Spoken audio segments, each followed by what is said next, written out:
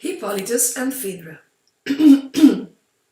In Greece, Artemis was also widely worshipped as the goddess of chastity, and along with her they honored Hippolytus, a handsome young man who dedicated his life to the service of the goddess and by his death became the symbol of upright and honorable youth. Hippolytus was the son of the hero Theseus, king of Athens. His mother was the lovely Antiope, queen of the Amazons, who fell at Theseus' side fighting bravely in the defense of Athens. Theseus later remarried. His second wife was Phaedra, daughter of the famous king of Crete, Minos. After the king's second marriage, Hippolytus left Athens and went to the Peloponnese, where he stayed with his great-grandfather, the sage Pythius. Pythius, who was king of Thracian, made the young man heir to his throne. Hippolytus had inherited two qualities from his Amazonian mother: a love of horses and a deep-rooted adoration for the goddess Artemis. 4 splendid steeds drew his chariot, which he controlled with breathtaking skill. He took part in the Olympic Games, and when he returned victorious to Thracian, standing upright upon his chariot, the young people of the town ran to greet him as if he were a god from Olympus.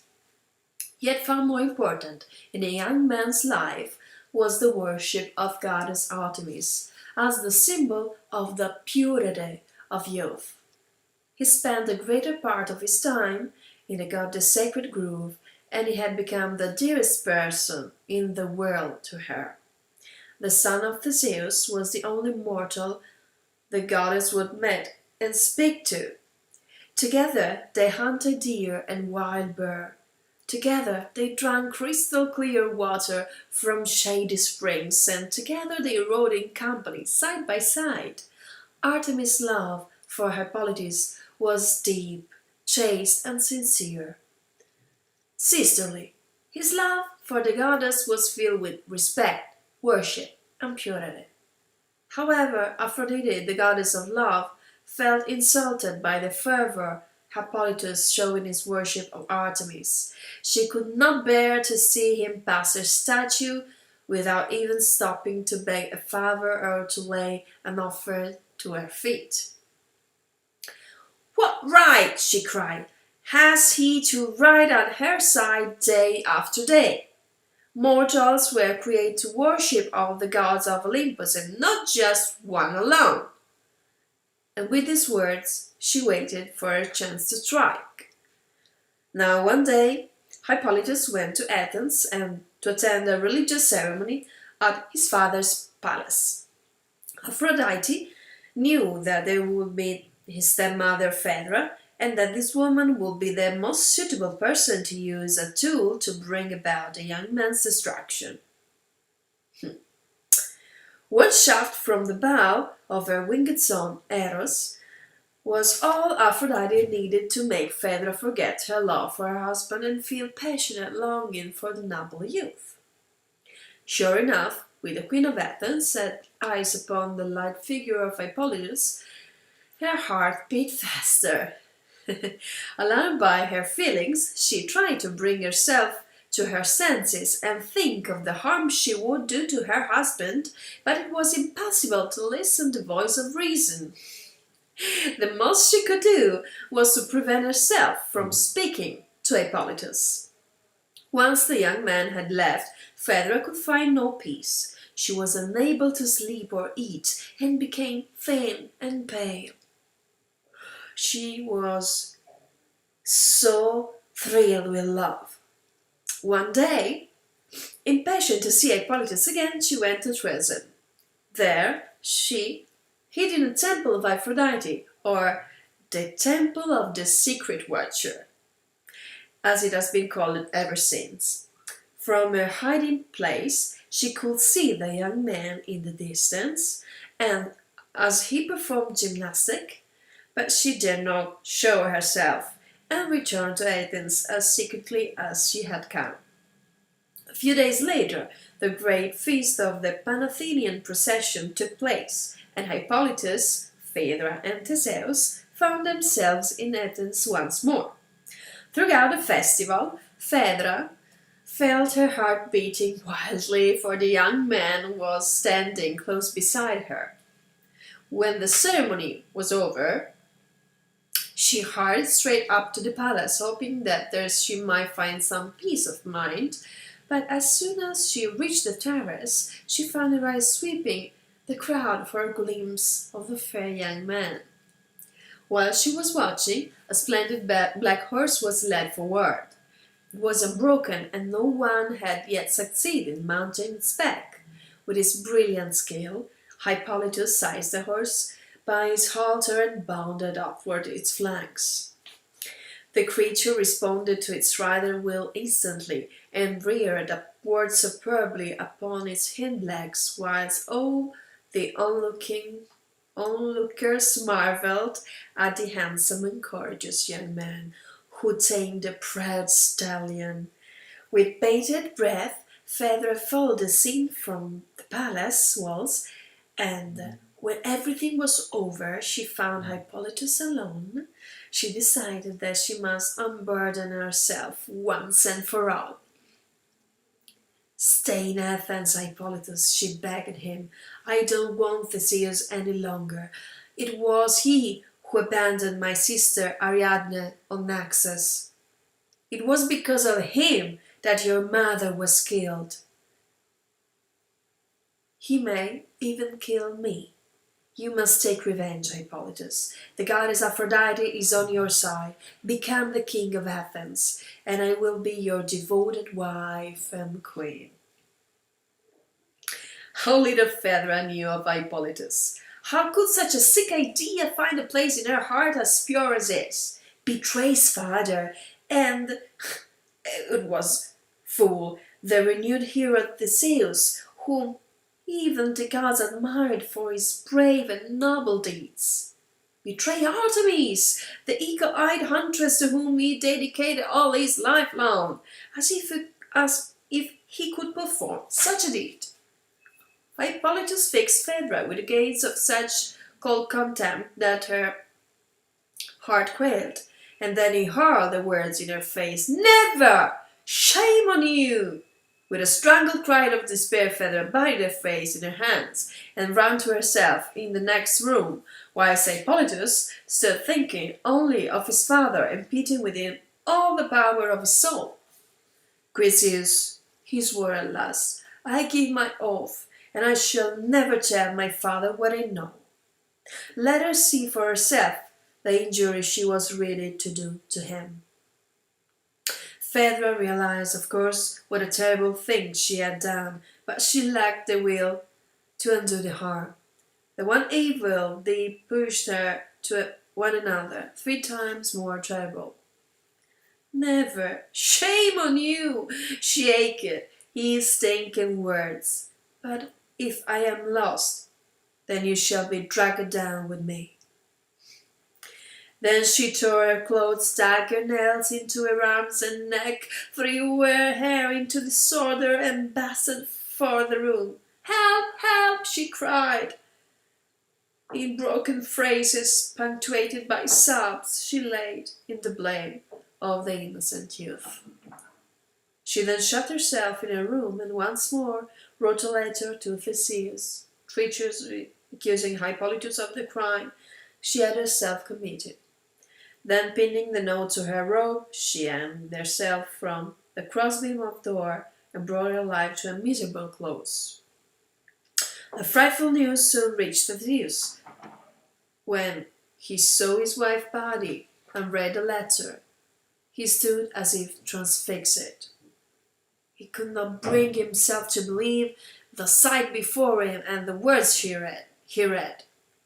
Yet his wife was dead, and how else but through the treacherous lust of his son Hippolytus? "How could I have been so blind?" he cried. "Turn him out and let him never again set foot in Athens." At that moment Hippolytus appeared. You are making a terrible mistake, father. I am not guilty.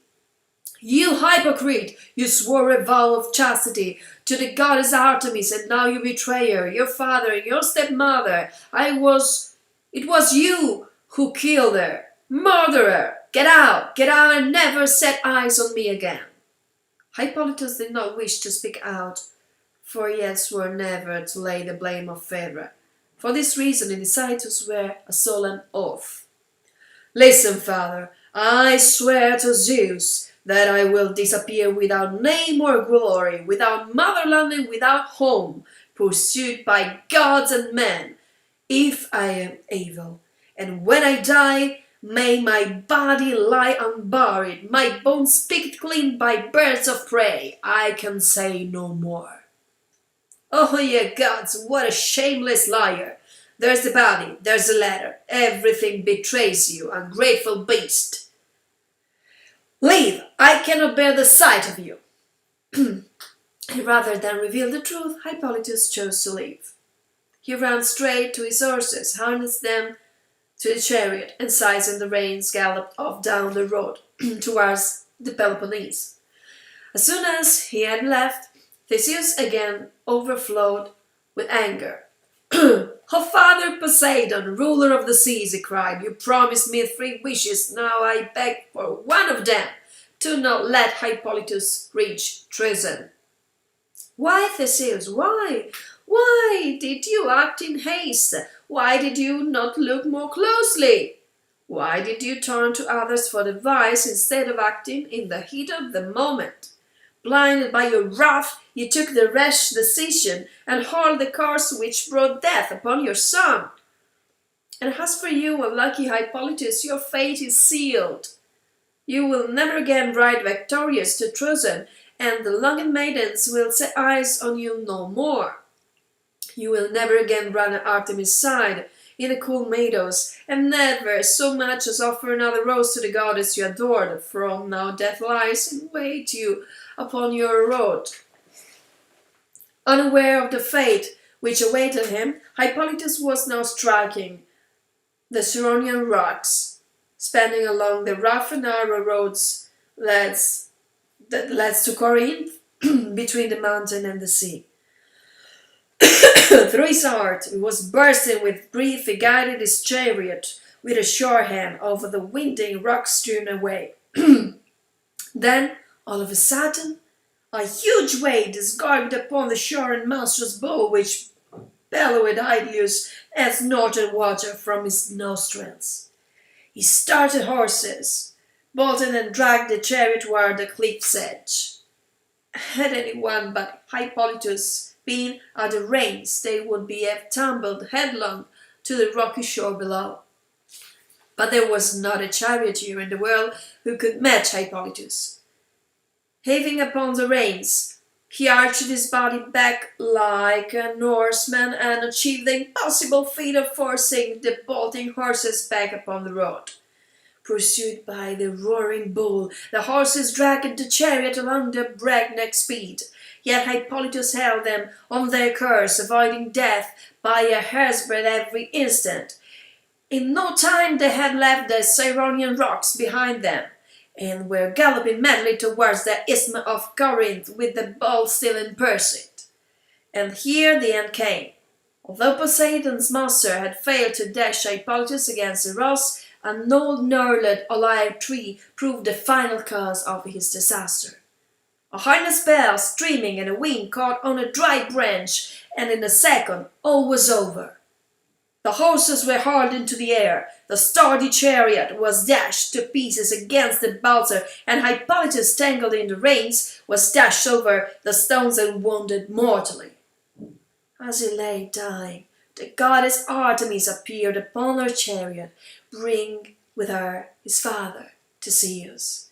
With an aching heart, the goddess revealed the whole story to the king of Athens, who now knelt, weeping, at his son's side. Then the noble youth gathered what strength was left to him, raised his head, and said with a very thin voice, "Do not cry, father. It was not your fault if you were deceived. I shall love you even from the underworld. And those were his last words. When he died, Artemis took the youth and buried him in the same grove that Trojan had first set eyes upon the goddess, and began his lifelong worship of her. Heartbroken at the death of his son, and at the great and irreparable wrong he had done him, Theseus came to a sacred grove and marked out the spot where a temple will stand. Soon a simple but beautiful temple rose at the side of Hippolytus' grave.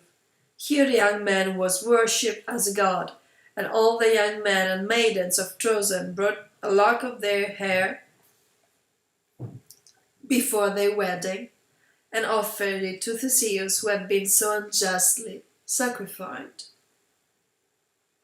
This gesture showed that they would go pure and untouched to their marriage vows. Thus Hippolytus continued to live on in the memory of the people of Trojan. Indeed, they never admitted that he had died. How it is possible, they argued, for Hippolytus to have been killed by his horses? No, the horses didn't kill Hippolytus. He lives. Artemis has taken him up into the sky and placed him among the stars. They show his grave to no one, but at night they would point to a constellation in the sky and say, "There he is." And from that day onwards the constellation has been called Antiochus, the charioteer.